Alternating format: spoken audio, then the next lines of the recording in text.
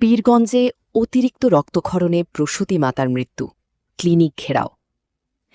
ঠাকুরগাঁওয়ের পীরগঞ্জে নিবন্ধনবিহীন একটি ক্লিনিকে সিজারিয়ান অপারেশনের পর অতিরিক্ত রক্তক্ষরণে শারমিন আক্তার নামে এক প্রসূতি মাতার মৃত্যু হয়েছে।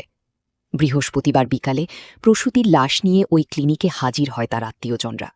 তারা বিক্ষোভ প্রদর্শন করে ক্লিনিকে ভাঙচুর চালানোর চেষ্টা করে। থানা পুলিশ গিয়ে পরিস্থিতি নিয়ন্ত্রণে আনেন। শারমিনের বাড়ি পার্শ্ববর্তী রানীশঙ্কৈল উপজেলার বিষ্ণুপুর গ্রামে। শারমিনের স্বামী আনিসুর রহমান জানান, গত ২১ এপ্রিল পীরগঞ্জ পৌর শহরের মিত্রবাটি নেতার মোড় এলাকার একতা ক্লিনিকে ১১,০০০ টাকার চুক্তিতে তার স্ত্রীকে সিজার অপারেশন করানো হয়। সিজারের মাধ্যমে পুত্র সন্তানের পিতা হন তিনি।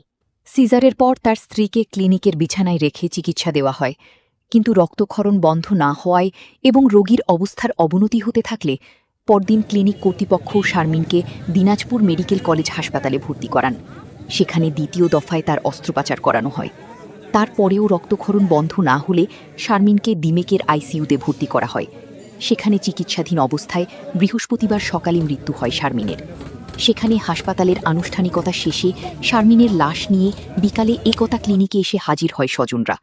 তারা ক্লিনিক ঘেরাও করে বিক্ষোভ প্রদর্শন করেন এবং এর বিচার চান। এ সময় ক্লিনিকে আশপাশের লোকজনের সমাগম ঘটে। এক পর্যায়ে জনতা ক্লিনিকে ভাঙচুর চালানোর চেষ্টা করে। এতে সেখানে উত্তেজনাকর পরিস্থিতি সৃষ্টি হয়। খবর পেয়ে পীরগঞ্জ থানা পুলিশ ঘটনাস্থলে এসে পরিস্থিতি সামাল দেন। পরে একটি পক্ষের মধ্যস্থতায় টাকার বিনিময়ে বিষয়টি ধামাচাপা দেওয়া হয়। এ বিষয়ে একতা ক্লিনিকের পরিচালক আসলাম জানান, রোগীর অবস্থা আগে থেকেই খারাপ ছিল। হৃদরোগ ও কিডনি সহ বিভিন্ন জটিলতায় ভুগছিল। সিজারের পর অতিরিক্ত রক্তক্ষরণ ও অন্যান্য সমস্যা দেখা দিলে উন্নত চিকিৎসার জন্য দিনাজপুর মেডিকেলে পাঠানো হয়। ক্লিনিকে তার মৃত্যু হয়নি। বিষয়টি আপোষ মীমাংসা করে নেওয়া হয়েছে বলেও জানান তিনি। এ বিষয়ে পীরগঞ্জ থানার ভারপ্রাপ্ত কর্মকর্তা ওসি ইকবাল হোসেন প্রমাণিক বলেন, ঘটনার খবর পেয়ে পুলিশ পাঠানো হয়েছিল, তবে এ বিষয়ে এখনও কোনো লিখিত অভিযোগ পাওয়া যায়নি।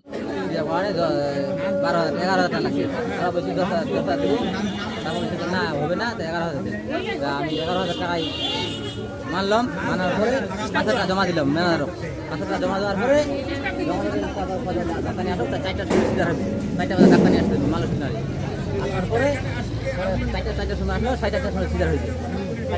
সিজার হওয়ার পরে রুগী ভিতরে ঢুকাইলাম, ঢুকার পরে তখন আমি আমার একটা বাচ্চা ছিল ছোটো, এটা মাত্র চিকিৎসা করবে, তা আমি বাচ্চাটা নিয়ে আমি রাত 10টার সময় 10:30টার সময় বাড়ি গেলাম।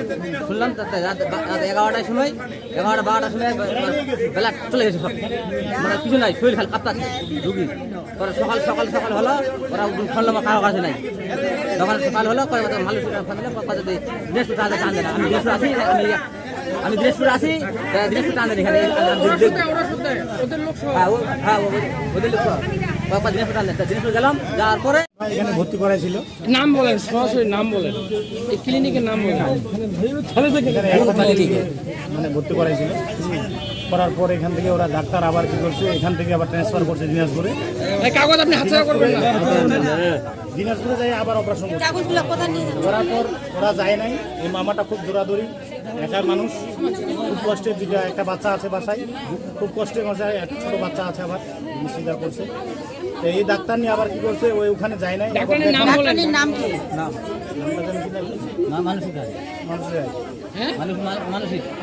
মানসিক